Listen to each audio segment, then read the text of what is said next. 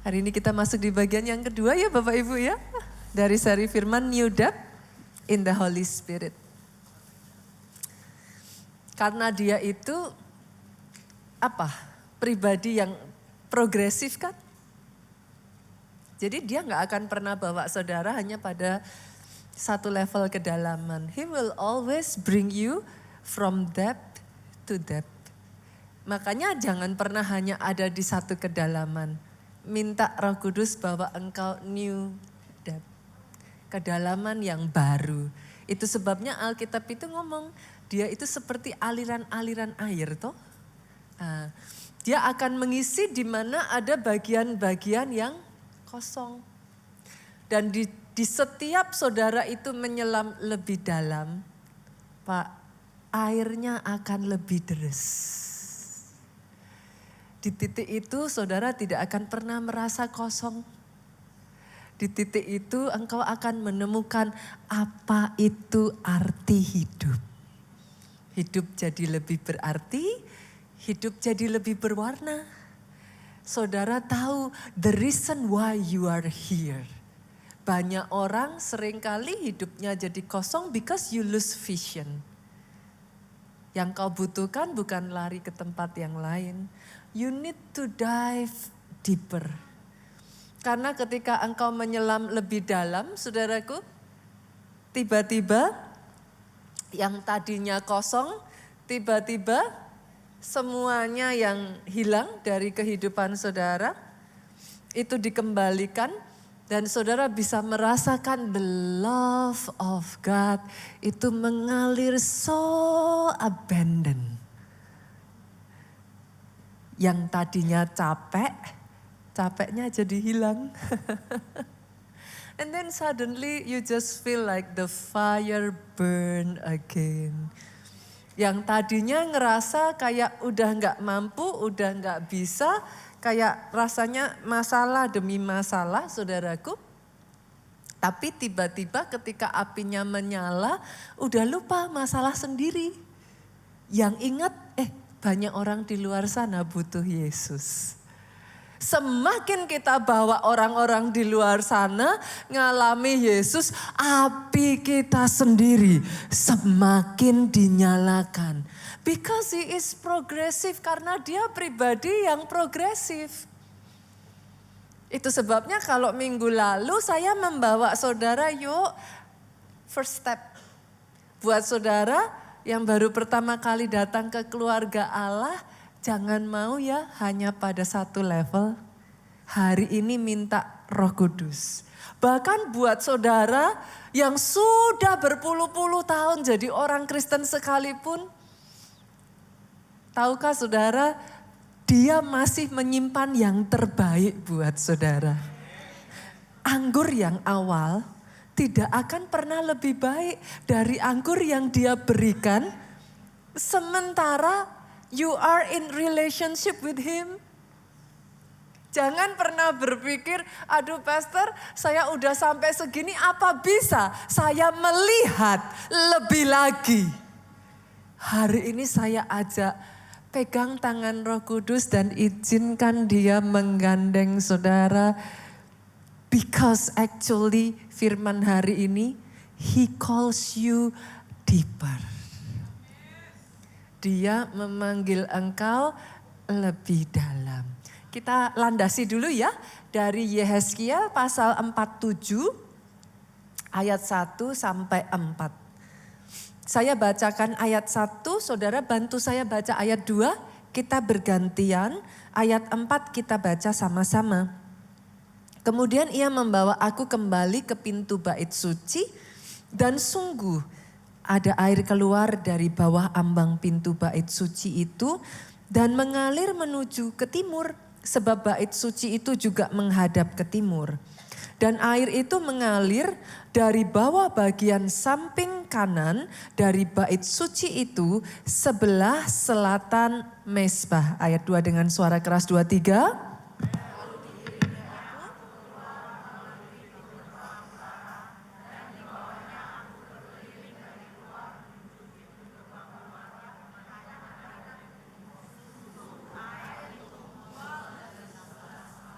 Sedang orang itu pergi ke arah timur dan memegang tali pengukur di tangannya.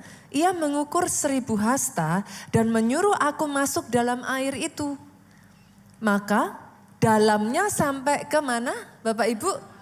Pergelangan kaki ya, garis bawahi dulu pergelangan kaki. Ayat 4 sama-sama 2-3. Ia mengukur 1000 hasta lagi dan menyuruh aku masuk sekali lagi dalam air itu. Sekarang sudah sampai di lutut. Sampai sejauh ini saudaraku, apakah saudara sudah menemukan di dalam Alkitab itu segala sesuatu punya arti? Alkitab itu enggak ada semua yang ditulis yang kebetulan Bapak Ibu. Everything has its meaning. Bahkan ya saudara, sampai kalau saudara nanti terus mendalami, semakin saudara menggali, saudara akan menemukan bahkan angka aja punya arti Bu. Saya tuh waktu belajar ya saudara, saya tuh dibuat takjub dengan bagaimana, nanti satu kali ya kalau pas ada momennya yang tepat ya. Semua nama-nama anaknya Yakub berurutan itu punya arti pada salvation saudara. Itu tuh ada satu persatu, itu keren sekali saudaraku. Kalau saudara mau melihat ya, bahkan nama-nama di dalam Alkitab seperti Elia, namanya itu sesuai dengan visi yang Tuhan berikan untuk dia kerjakan. Jadi everything di dalam Alkitab punya arti. Kalau saudara baca seperti Yehezkiel gini, dari pergelangan kaki sampai ke lutut, jangan dilewatkan Bapak Ibu. Karena selalu punya arti. Pastor, apa artinya? Minggu lalu kita sudah membahas yang pergelangan kaki. It's the first step. Itu langkah awal saudaraku. Kayak di pergelangan kaki, jujur saudara itu masih in control kan. Saudara masuk nih ke kedalaman air. Hanya sampai di pergelangan kaki. Orang Jawa bilangnya keceh Bu. Apa itu keceh? Keceh itu main air. Artinya saudara ya sudah masuk, but you are not deep enough. Kalau mau keluar juga gampang gitu. Hanya sekedar di titik yang aman. Tapi saudaraku, sekalipun itu baru di titik awal, it's a good start. Langkah awal yang baik, hanya jangan berhenti sampai di situ. He is calling you deeper. Berikutnya ayat yang keempat, sudah tidak lagi di pergelangan kaki. Dia bawa engkau sampai ke lutut. Pastor, kalau gitu minggu lalu saya sudah jelaskan ya, the first step ya Bapak Ibu. Sekarang apa artinya lutut gitu. Kalau Tuhan mau bawa kita, kenapa kok enggak boleh di pergelangan kaki terus?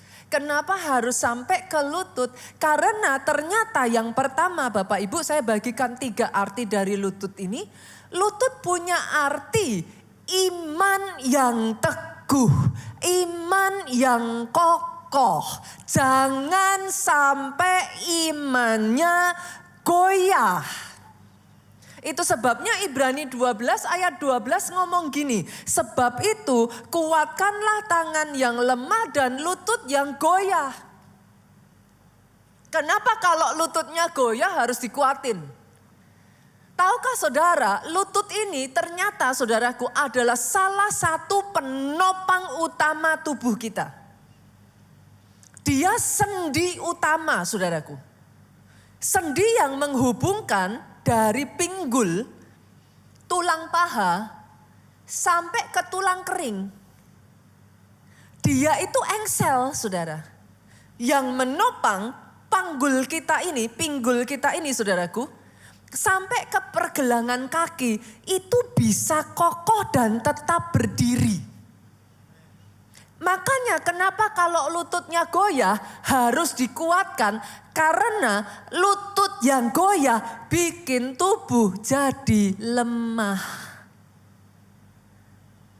Lutut inilah yang membuat engkau bisa tegak berdiri, tetap berjalan, bahkan berlari, firman Tuhan, saudaraku.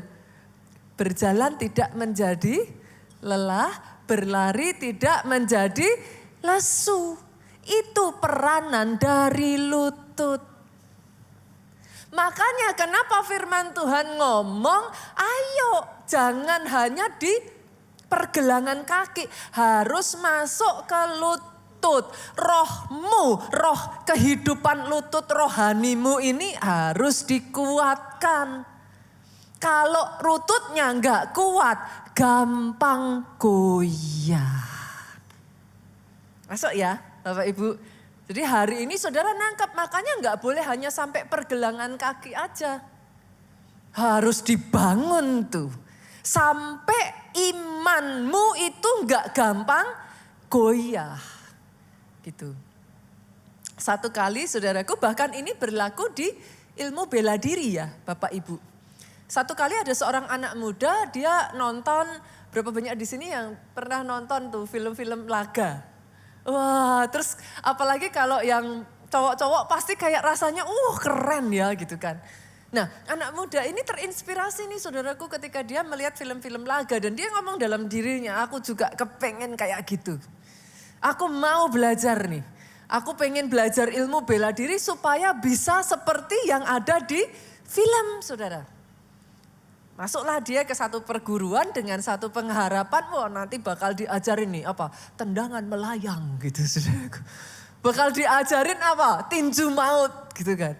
Wah, kalau saudara lihat bahkan yang sampai kakinya naik, bisa dipegang sampai ke kepala gitu kan. Dia sudah membayangkan semuanya itu, excited sekali dia mendaftar di perguruan itu, saudaraku. Sesampainya dia di perguruan itu, alangkah kagetnya dia. Karena alih-alih yang dia harapkan tadinya dia harusnya diajarin jurus. Wah, udah keren saudaraku. Hari pertama disuruhnya belajar jongkok setengah, saudara. Kuda-kuda. Oh, dia berpikir, oke, ini jurus nomor 1. Tapi ternyata tidak, saudaraku. Gurunya dengan santainya ngomong, oke, sekarang kamu setengah jam ya kuda-kuda. Oh ya, dia pikir seperti ilmu-ilmu film-film yang ada di ini saudaraku. Wah, saya dilatih nih ketahanannya.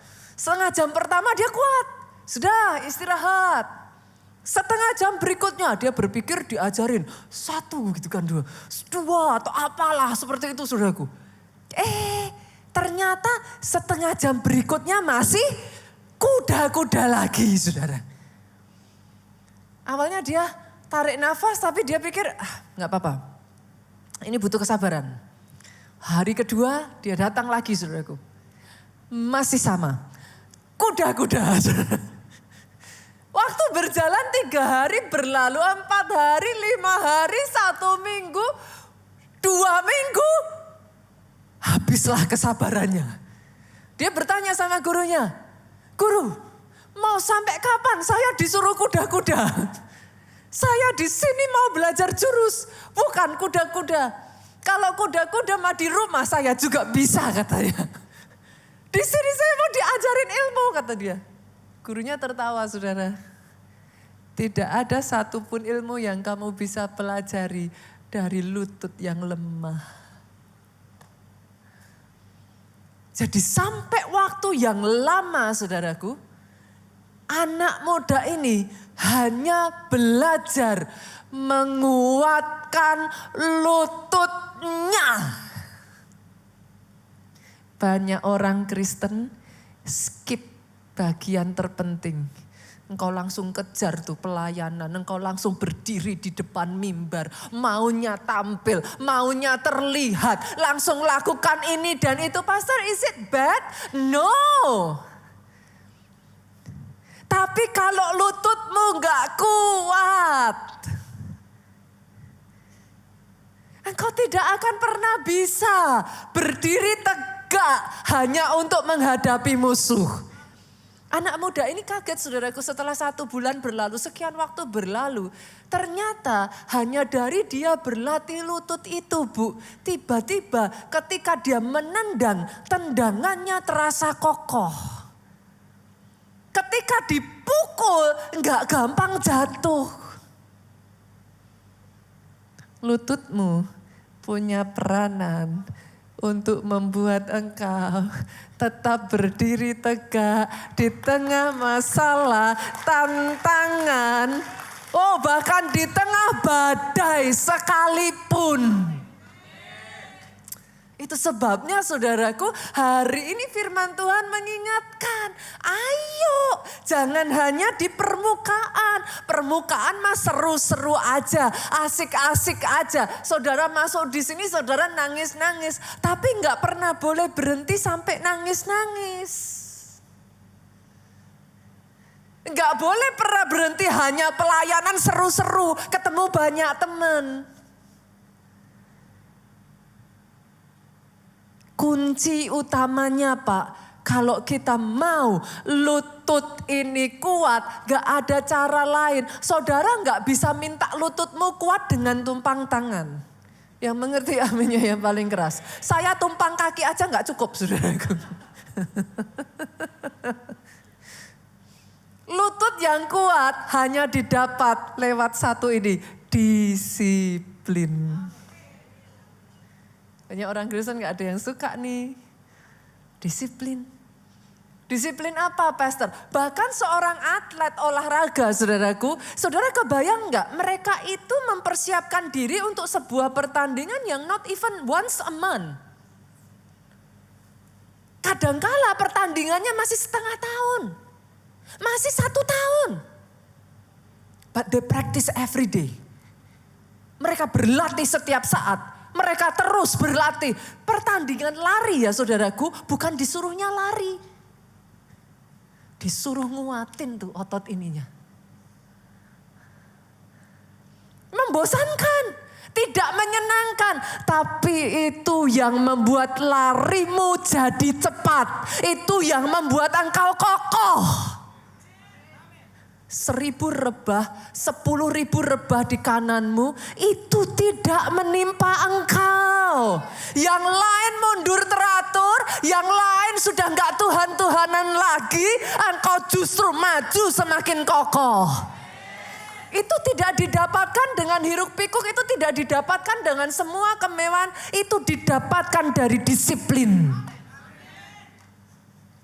Pastor memangnya ikut Tuhan disiplinnya apa? Kita orang Kristen butuh disiplin apa? Ibadah itu harus disiplin loh. Hanya ibadah aja butuh disiplin loh pastor. Masa sih pastor? Loh iya, datang awal kan disiplin. Bukan datang paling akhir pulang paling cepat kan? In case ada di sini yang menganggap praise and worship bukan bagian dari ibadah. Pastor, saya datangnya nanti waktu pastor udah khotbah aja. Pastor, saya harus cepat pulang. Nanti kalau enggak di lift macet. Loh, itu butuh disiplin. Berapa banyak yang setuju dengan saya?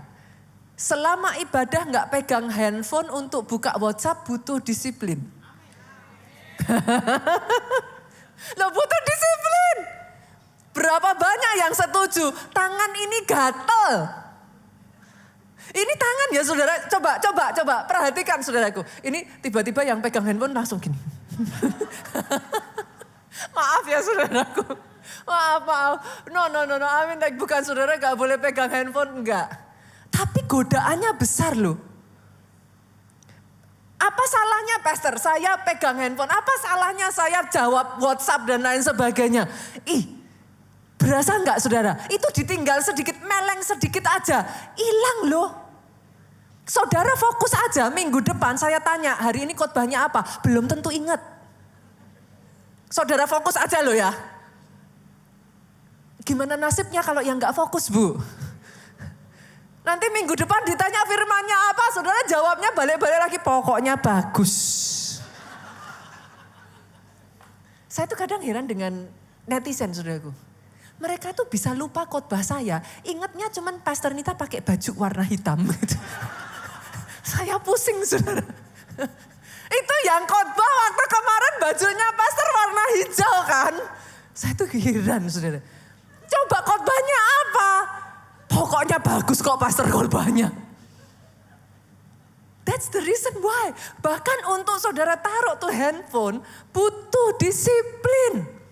Apa ada ayatnya pastor kita harus disiplin ibadah? Yuk buka. 1 Timotius pasalnya yang keempat. Ayatnya yang ke-8.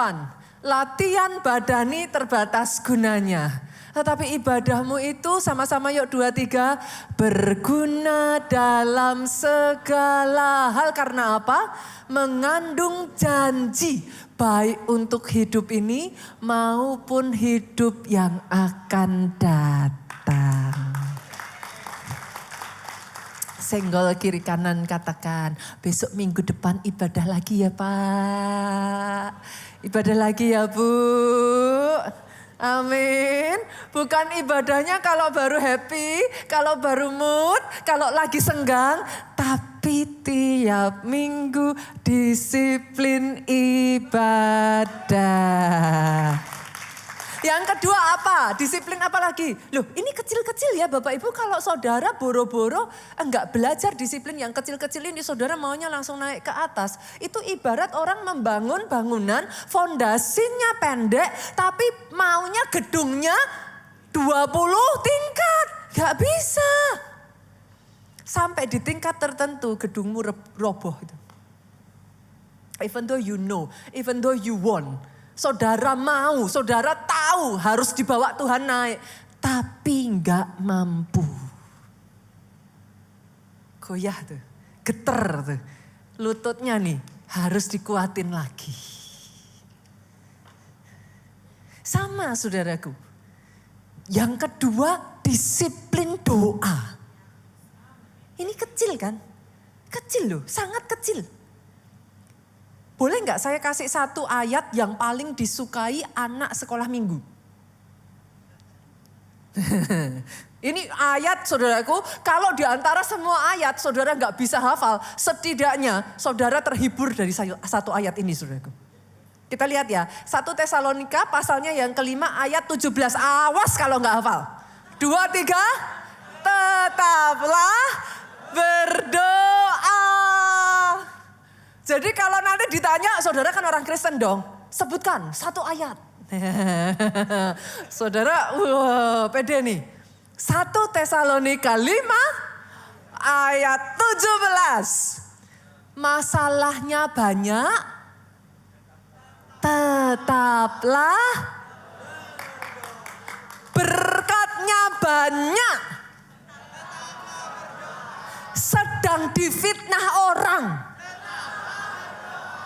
Diganjel langkahnya, dijegal. Sedang nyaman-nyamannya, sudah melimpah semua anugerah Tuhan. Kasih tepuk tangannya yang paling meriah buat Yesus Tuhan kita. Dalam semuanya disiplin tetap berdoa. Mau happy, mau sedih, mau difitnah, mau jalan ditutup. Tetap berdoa. Berapa banyak yang setuju dengan saya tetap doa aja itu disiplin? Ada yang ngerasain gak kayak saya dulu? Doa tiap hari, kalau bisa 7 hari, 7-7-nya doa itu hebat. Ada di sini? Yang 7 hari harusnya tahu doa. Tapi hari pertama berhasil. Hari kedua bolong pastor. Hari ketiga berhasil lagi. Hari keempat bolong pastor. Hari kelima bolong pastor. Hari keenam bolong pastor. Hari ketujuh merasa bersalah jadi ke gereja doa lagi pastor. Tetaplah berdoa. Yang ketiga saudaraku ternyata doa aja gak cukup. Atlet itu kalau mau berenang, saudara pertama kali diajarinnya apa kalau mau renang? Langsung gaya kata? Disuruh apa sama gurunya? Belajar nafas kan? Masukin hidung ke apa? Air, terus gitu kan? Saudara belajar nafas kan? Sama. Doa itu nafasmu. Di dalam air, di dalam tantangan, di dalam semua masalah di dunia ini, Doa itu nafasmu. Tapi bernafas di dalam air enggak gampang. Saudara harus latihan supaya paru-parunya tambah besar. Di dalam Tuhan juga sama. Karena kalau enggak hati-hati, banyak orang snorkeling, saudaraku. Snorkeling itu kan boleh dimunculin gambarnya. Saudara kaki masih menginjak tuh. Saudara enggak yang kayak tenggelam, saudaraku. Saudara masih bisa berdiri. Tapi di snorkeling itu saudara nanti akan benamkan kepala pakai alat dan saudara bisa melihat ke bawah, ke dalam air. Pernah nggak ngalami pengalaman bernama snorkeling? Apa yang saudara katakan? Wow, keren ya. Tapi tunggu sampai engkau diving. Pertama snorkeling saudara berpikir, wah aku sudah melihat dalam lautan. But then you dive. Snorkeling jadi nothing. POV-nya beda. Banyak orang Kristen berpikir dia sudah tahu banyak. Banyak orang Kristen berpikir, saya sudah ngerti khotbahnya pendetanya ini, nanti kan ke sini. Khotbahnya itu, nanti kan dibawanya ke sini. Sudah tahu, pastor. Betul? Wait until he brings you deeper. Snorkeling gak ada apa-apanya ketika engkau dive. Itu sebabnya next step saudaraku gak boleh cuman belajar disiplin doa. Disiplinlah berlama-lama dalam hadirat Tuhan. Itu nafas paru-paru rohmu itu diperbesar itu di situ. Nah, nanti ketika ngadepin masalah yang kau butuhkan, kadangkala doa 1 jam belum menang. Tapi kalau kau gak latih paru-paru nafasmu ini untuk berdoa, doa 1 jam aja udah capek. Padahal untuk kau menang itu harus kayak di-push terus. Di-push terus 2 jam, di-push lagi 3 jam, di-push lagi 4 jam. Tapi kalau engkau tidak membiasakan berlama-lama, gak sampai ke situ. You lose breath, nafasnya habis tuh. Belum sampai menang udah nyerah. Nanti keluarnya kata-katanya gini, apa yang terjadi, terjadilah. Lalu gimana? Saya doa, saya gak doa, hasilnya sama pastor, udah capek. Sebenarnya padahal bukan begitu saudaraku. It's because you lose disiplin. Engkau gak ngembangkan tuh paru-paru doamu tuh. Begitu dibawa dalam dikit kembang kempis nafasnya. Habis tuh. Padahal Tuhan masih mau bawa engkau lebih dalam lagi, lebih indah pemandangannya. Tapi Tuhan tahu kalau dibawa lebih dalam lagi, habis nafas saudara. Doa saya di tempat ini ya. Tidak ada satupun engkau hanya cetek mainnya dangkal. Doa saya di tempat ini engkau ngalami kedahsyatan, keindahan, keajaiban, keperkasaan. Bukan hanya engkau boleh sudah ngalami dia Jehovah Jireh. Tapi ada satu sisi lagi di mana kau ngalami dia Jehovah Rafa. Ada satu sisi lagi kau dibawa ngalami dia El Shaddai. Ada lagi di mana titik kau dibawa dia Adonai. Oh, gak ada habisnya saudaraku. Tapi kalau Abraham gak dibawa naik untuk mempersembahkan Ishak, dia tidak akan bisa berkata di atas gunung Tuhan menyediakan. Hari ini saya ajak, ayo lututmu harus diperkuat. Lutut yang goyah harus dikuatkan. Dikuatkannya butuh disiplin. Kita kasih tepuk tangan yang paling meriah ya. Yang kedua saudara. Lutut berbicara tentang apa? Lutut berbicara tentang penunduan diri. Saudara kalau lihat film-film polisi nangkep penjahat, dia pakai pistol, pertama kali dia todongkan pistolnya, dia ngomongnya apa? Angkat tangan. Betul? Nah, banyak orang tanya sama saya, pastor, orang Kristen tuh ngapain sih aneh-aneh?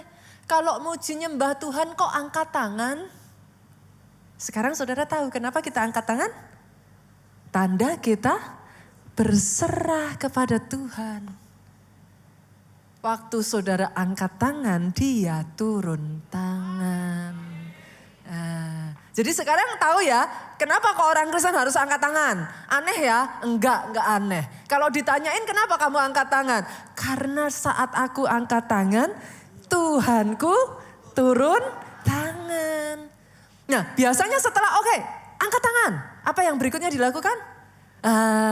Berlutut, taruh tangan di belakang kan gitu. Nah berarti saudaraku angkat tangan, berlutut itu menandakan apa?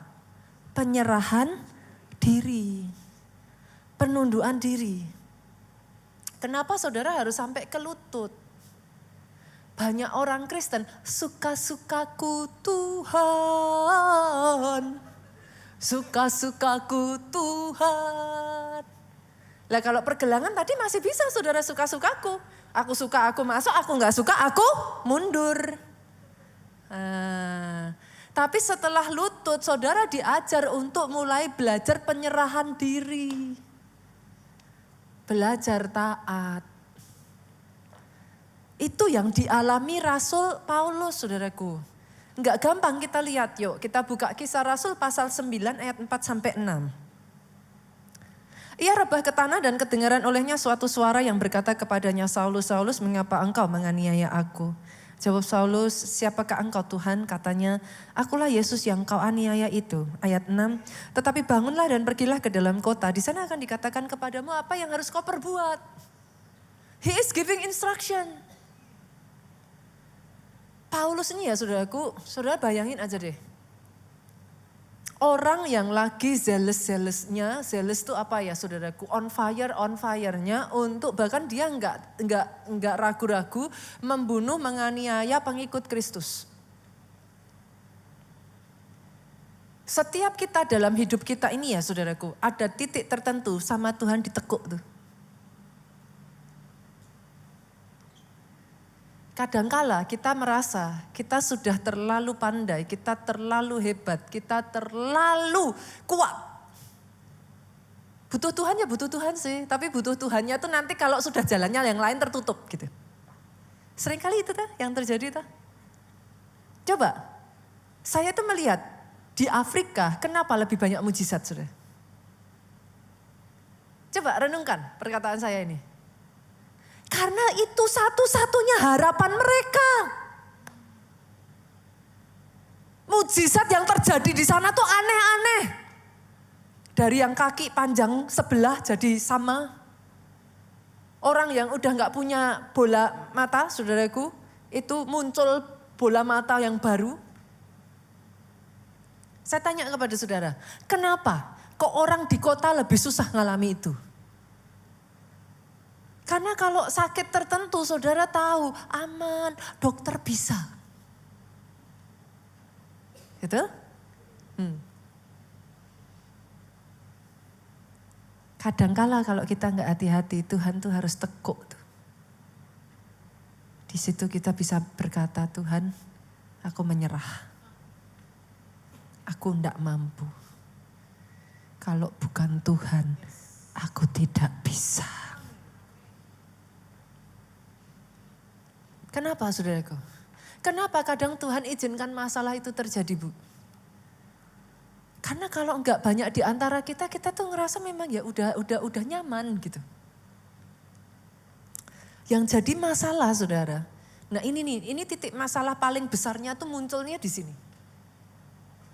Saudara manusia di sini, kita semua manusia punya bahasa kasih kan.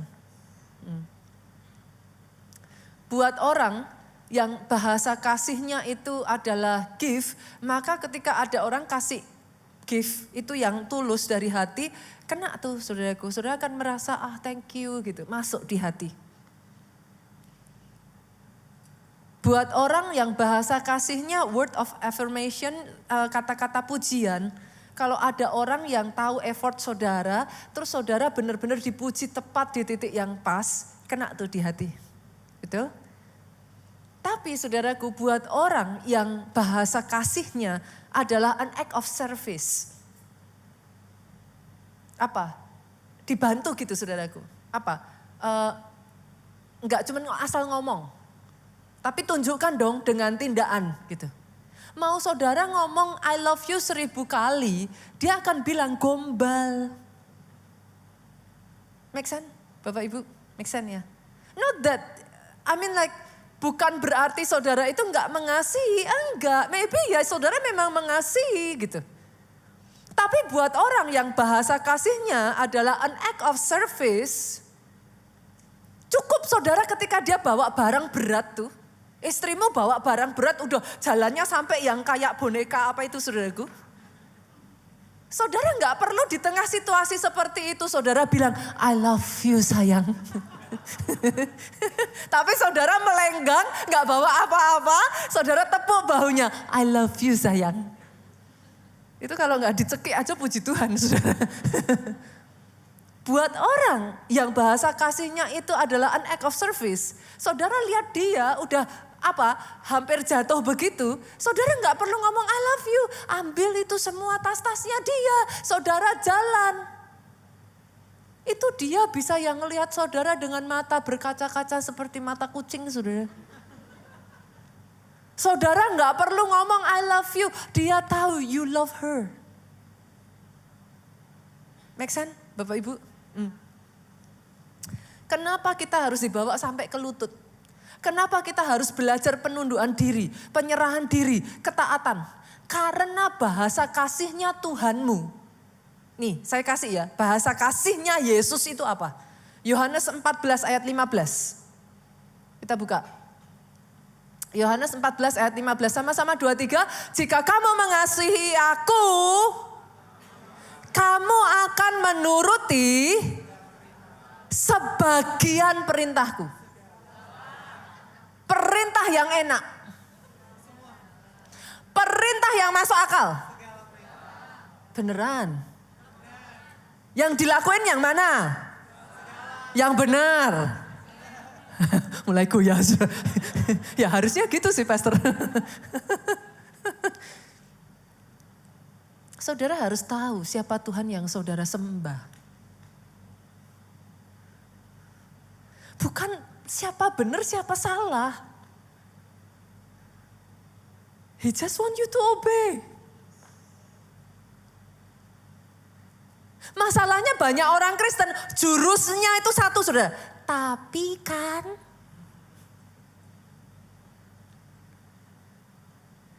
disuruh taat. Tapi kan, ini kalau saya taat, ini bayarannya mahal loh Tuhan. Resikonya besar loh Tuhan. Tapi kan. Lagi mana saudara? He is the God. You can sing as loud as you can. Tadi yang saya katakan.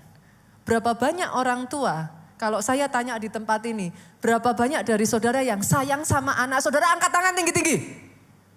Tuh, angkat tangan semua. Saudara yang orang tua pasti bilang sayang anak kan? Saya tanya balik nih yang sebagai anak, pertanyaannya.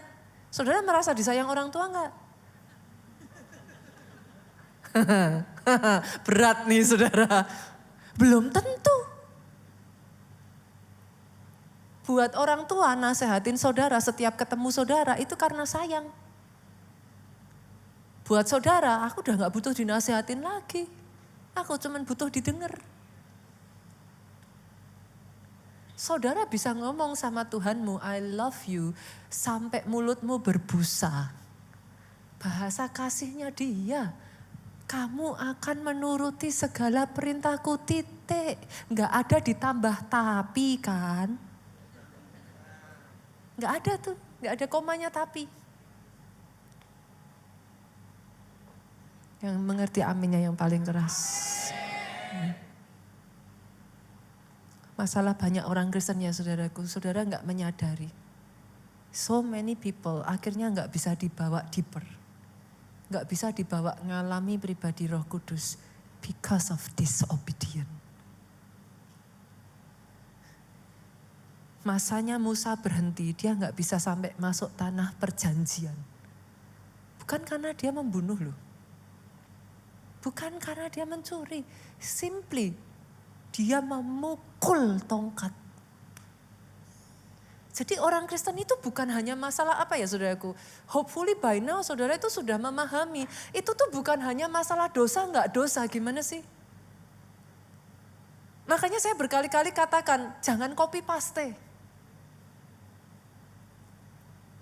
Nanti balik-balik saudara tanyanya sama saya, Pastor memangnya kalau saya enggak taat seperti itu Tuhan enggak sayang saya? Aduh saudaraku itu pertanyaannya udah basi. Sorry.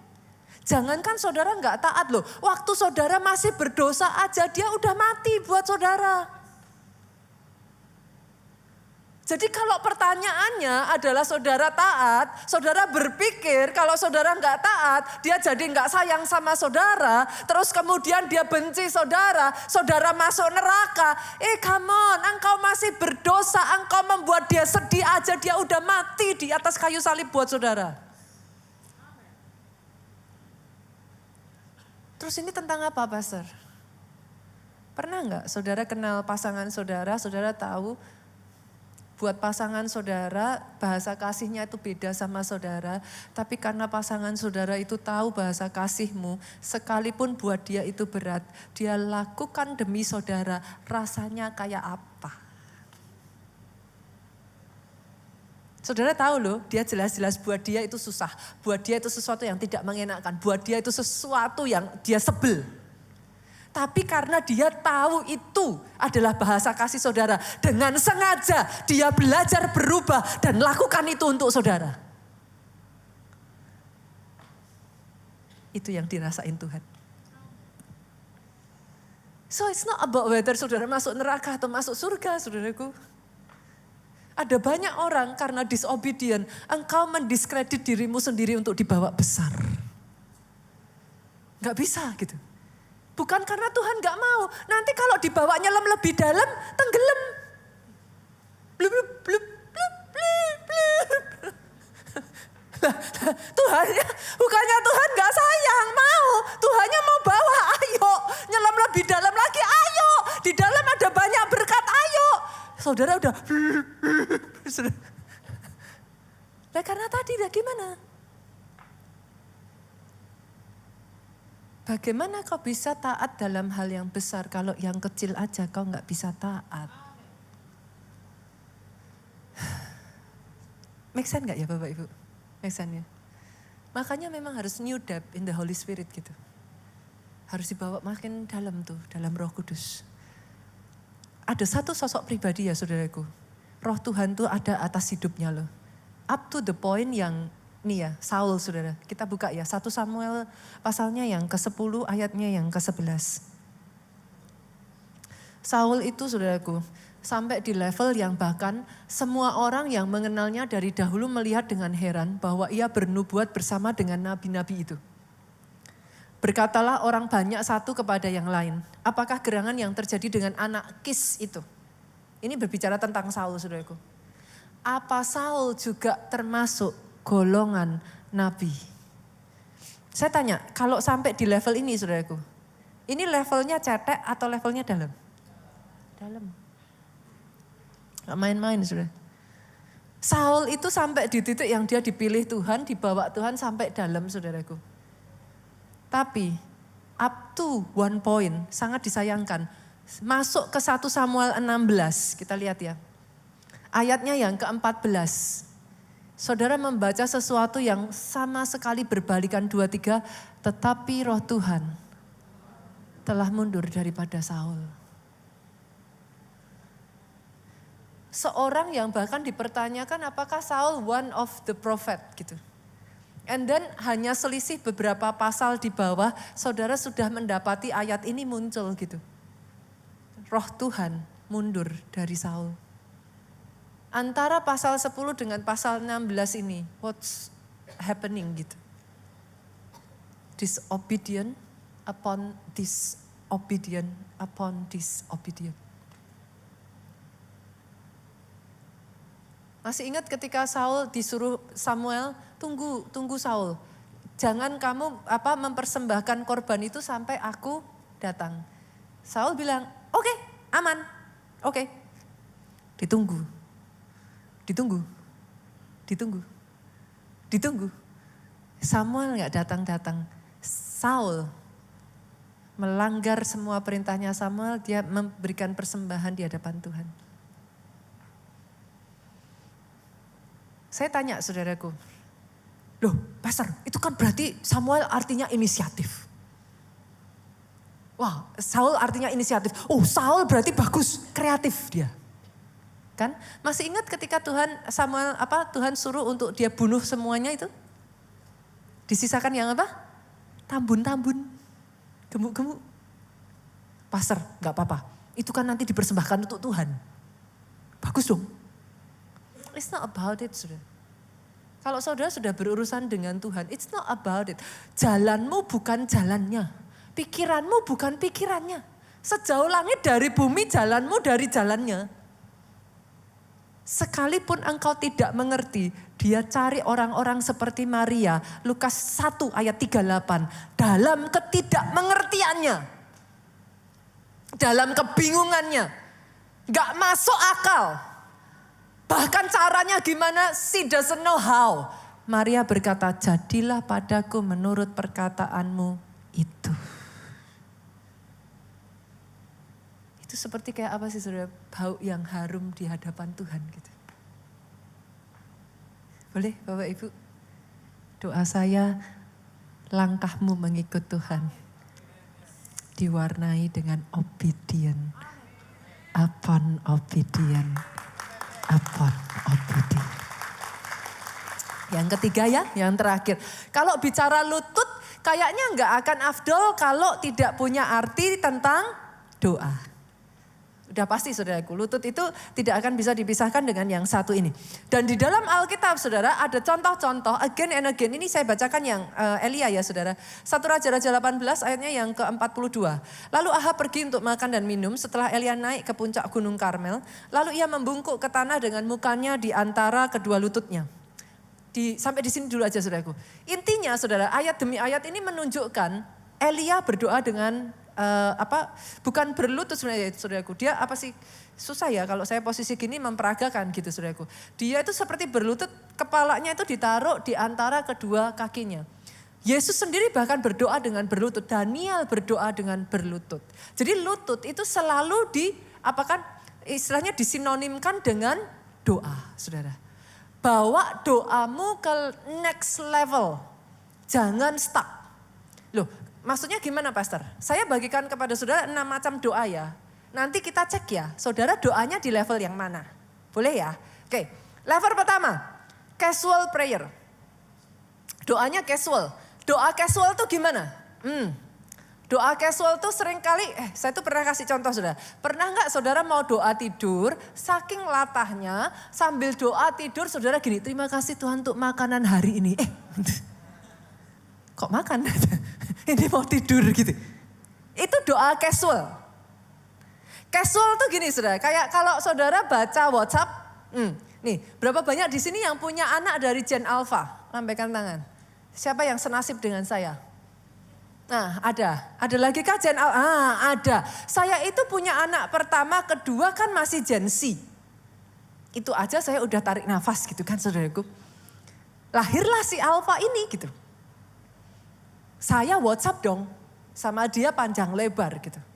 Saya kasih instruksi, dia jawab satu kata aja enggak saudara. Dia jawabnya 2 huruf. Keke. Oke. Keke. Saya tuh pertama ini apa?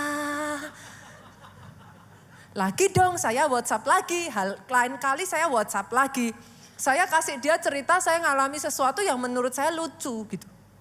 Saya cerita sama dia berharap dia bakalan kayak kasih emoticon lah, kasih kata-kata panjang lah.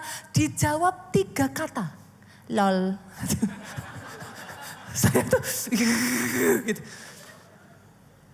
Saya tuh berusaha menyuruh dia gimana caranya kalau ngomong tuh mau yang panjang gitu. Lain kali lagi saya tanya sama dia satu hal gitu. Saya tanya, saya jelasin, saya berpikir kayak orang kayak kita tuh kan suka panjang ya. Kalau WhatsApp apa dipastiin kayak gitu benar-benar ini. Udah apa belum? Dijawabnya sekali lagi 3 huruf. Dia tuh gak pernah jawab lebih dari itu saudaraku. 3 huruf. Apa saudara? IDK. Saya pertama, butuh waktu kan sekian detik, oh I don't know gitu. Jadi apa ya saudaraku? Doa yang casual sama Tuhan tuh kayak gitu tuh loh. Tuhan terima kasih buat berkat-Mu hari ini, amin aku ngantuk. Dah. Tuhan tuh baru yang, Tuhan tuh baru pengen ngomong gitu. Saudara sudah, itu doa casual. Dapat ya? Dapat ya, oke. Mana tahu masih ada yang di situ nggak apa-apa, saudaraku at least sudah berdoa. Puji Tuhan kan. Nah kita bawa naik level berikutnya. Yang kedua itu adalah doanya kali ini sudah mulai rutin. Rutin prayer, tapi masih casual. Setiap makan udah gak lupa Tuhan. Dalam nama Yesus, Tuhan kuduskan makanan ini, amin. Bagus dong? Bagus, setidaknya makan kan doa. Nah, pagi hari bangun tidur gak lupa Tuhan. Selamat pagi Roh Kudus. Perkara habis itu langsung cabut, yang penting sudah selamat pagi gitu kan. Ya bagus daripada enggak saudara. Malam hari mau tidur, terima kasih Tuhan buat berkat-Mu. Ya tadi itu Tuhannya baru yang gitu. Tapi saudara udah ngorok ya, it's okay. Tapi sudah rutin. Nah, tiap hari rutin tuh. Doa makan, doa bangun tidur, doa mau tidur, itu rutin. Itu yang kedua. Mana tahu saudara sudah di situ, senggol kiri kanan katakan congratulations. Kok kayak saya jahat banget gitu ya saudara. Congratulations, bagus. Itu kan sudah rutin loh, gak gampang. Banyak orang mau makan aja lupa loh, gak dikuduskan loh. Kan, jadi udah bagus. Tapi ada yang ketiga, boleh gak maju lagi? Tarik gigi ya, jadi jangan hanya di depan aja, tadi gigi 1, gigi 2, tarik lagi giginya saudaraku. Yang ketiga ini sudah doa intentional. Tahu tuh besok mau ujian. Instead of doa terima kasih Tuhan, amin gitu. Saudara berjuang tuh. Tuhan, nah ini disinilah saudara mulai nih panjang nih. Oh Tuhan, lebutkan hati gurunya. Tuhan, berikan aku memori yang fresh. Tuhan, nah itu mulai ada nada-nadanya tuh saudaraku. Jadi enggak cuma tadi 5 menit tadi aja, enggak. Saudara udah bisa kadang sampai 15 menit. Saudara sungguh-sungguh, intentional. Memang saudara benar-benar, Tuhan apalagi nih yang paling keras ya saudara. Tuhan kasih saya jodoh. Tuhan, nah itu keras doanya saudaraku. Itu intentional prayer. Salah enggak? Enggak, bagus. Udah diniatin, doanya enggak latah lagi. Sekarang udah pakai hati. Oke ya, digas lagi naik yuk. Devotional prayer. Nah itu di situ saudara sudah belajar yang namanya masuk hadirat Tuhan. Nyembah. Ini nggak bisa devotional prayer saudara 5 menit itu nggak mungkin. Nggak mungkin, itu tuh baru kayak ibaratnya orang tuh naik zut, buk gitu. Yang namanya devotional prayer itu saudara bangun tuh. Saudara nyembah, saudara masuk hadirat Tuhan. Nah di situ tipis-tipis saudara dengar suara Tuhan. Anakku, aku mengasihi engkau. Nah masih tipis-tipis tuh. Saudara, tapi saudara udah bisa ngerasain ada hadirat Tuhan, ada rasa damai. Saudara ngerasa kayak hidup itu kayak ada kok gak kosong kayak gitu. Itu devotional prayer. Naik lagi boleh? Yang kelima, prayer warfare. Doa peperangan. Ini bukan, kalau sudah sampai di sini ya saudara sudah tahu lah. By the time saudara sampai di sini, ini nggak mungkin orang Kristen awal. Karena orang Kristen awal, kalau janjinya Tuhan diambil iblis, dijegal sama iblis, orang Kristen awal akan gini, kenapa Tuhan, kenapa? Tapi by the time saudara sudah masuk di warfare ini, saudara udah tahu Tuhan maunya janjinya digenapi. Tapi iblis gak suka, bagianku perang, ambil apa yang jadi punyaku. Jangan diem, Ini bukan posisi di mana saudara cuman kayak tangan tertengadah terus saudara tunggu bola. Bukan. Ini sudah posisi yang saudara, wah, yang di depan mata gak kelihatan sesuai janji, tapi imannya terus tuh. Bawa di dalam peperangan, bawa terus, tidak menyerah, terus berjuang. Itu kalau sudah di warfare prayer ini ya saudaraku, mau 1 bulan, mau 2 bulan. Siapa paling kuat tersenyum paling akhir, gitu aja saudaraku. Itu udah bukan yang saudara doa sambil cengeng-cengeng. Terus aku kan sudah melayani. Aku sudah perpuluhan. Itu udah bukan kayak gitu saudara. Itu saudara sampai di level understanding. Udah kokoh tuh. Gak gampang goyah, gak gampang kecewa tuh. Gitu. Belum dijawab, terus tambah gencar lagi doanya. Nah tapi ada satu level lagi. Tidak banyak orang nyampe di situ kalau nggak di kondisi tertentu. Kalau saudara bisa sampai di situ tanpa kondisi tertentu, itu yang terbaik. Desperate prayer. Ini jenis doanya Hana yang menghasilkan Samuel dalam hidupnya. Masalahnya jujur apa? Desperate prayer ini sering diartikan sebagai doa kefefet itu loh. Tapi sebenarnya enggak. Desperate prayer itu adalah doa yang berseru-seru. Tapi banyak orang bisa desperate prayer kalau kefefet. Ini doa ya saudara, itu di titik yang you know, without him habis. Itu saya pernah ada di titik-titik itu saudara. Itu kita ngerti kok, kita udah kayak, itu sudah all hands up gitu. Tapi saya merasakan ya saudaraku, kalau kau sampai di titik desperate prayer ini ya, jawaban doa itu kayak apa? Kayak JNE yes itu saudara. Itu kayak kita tuh bisa ngerasain itu God is just there gitu.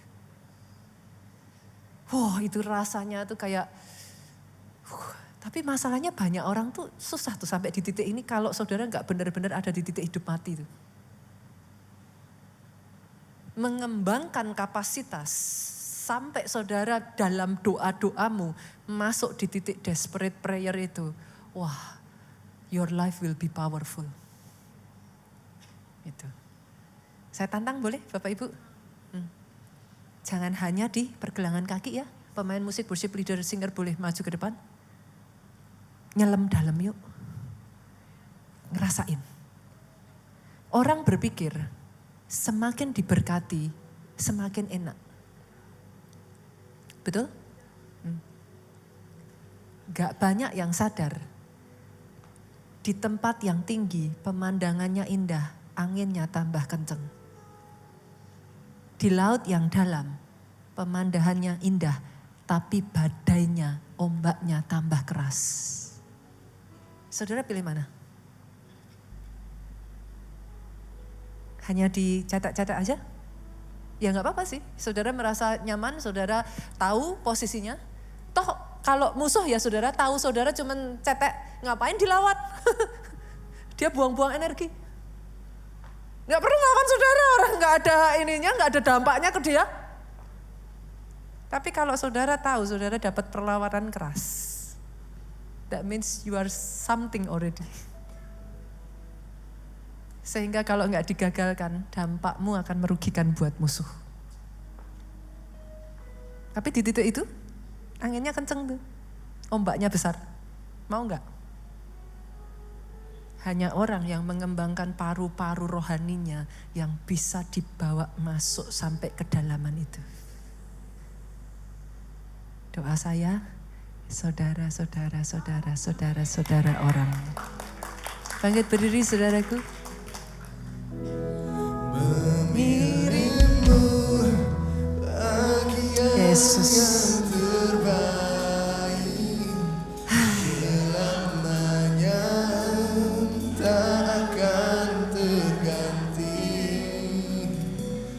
Harta yang paling berharga hanya Kau Yesus. Jemaat, yuk katakan saudaraku. Mengirimmu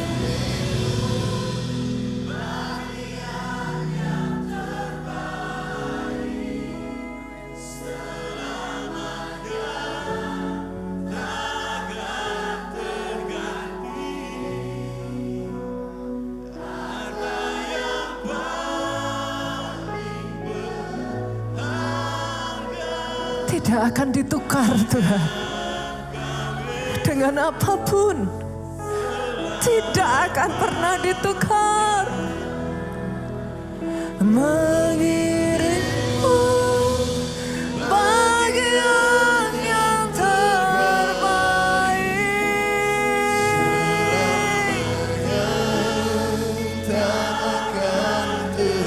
Air mata boleh menetes. Langkah kami boleh tidak mudah. Tapi Tuhan, sampai nafas ini meninggalkan tubuh, mengirimmu bagian yang terbaik.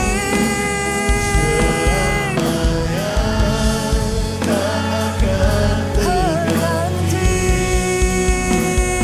harta yang paling berharga, hanya Kau Yesus selamanya. Harta yang paling berharga, hanya Kau Yesus selamanya. Satu yang paling berharga, hanya Kau Yesus selamanya. Sorak-sorak yang paling meriah buat Yesus Tuhan kita.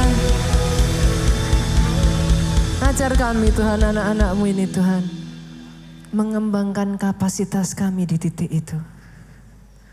Sampai tidak ada yang bisa ditukar dengan Engkau. Tidak dengan apapun. Mengiring Engkau. Itu menjadi satu keputusan dan komitmen. And if because of it, all the problems come. Kalau karenanya kami harus memikul salib itu, then so be it. Berikan anak-anak-Mu, kuatkan lutut yang sudah goyah, sehingga kekuatan itu membawa mereka berlari dan tidak menjadi lelah, berjalan dan tidak menjadi lesu.